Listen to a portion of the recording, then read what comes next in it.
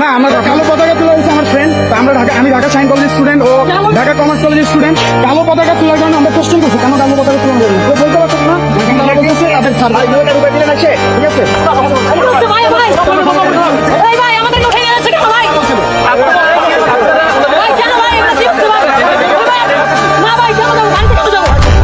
কথাগুলো মন দিয়ে শুনে যাবেন।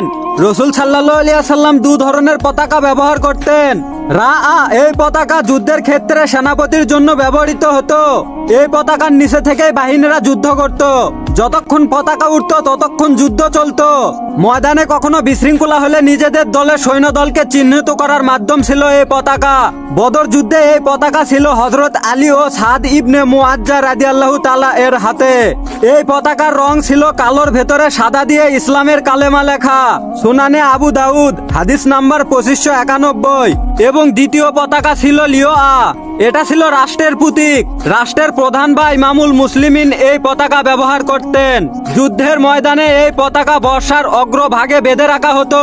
বদর যুদ্ধে এই পতাকা ছিল হযরত মুসআব ইবনে উমর রাদিয়াল্লাহু তাআলা এর হাতে। এই পতাকার রং ছিল কালোর ভেতরে সাদা দিয়ে ইসলামের কালেমা লেখা। হযরত জাবের রাদিয়াল্লাহু তাআলা আনহু বলেন, মক্কা বিজয়ের দিন নবী করিম সাল্লাল্লাহু আলাইহি ওয়াসাল্লাম এর হাতে সাদা পতাকা ছিল। আবু দাউদ হাদিস নাম্বার 2592।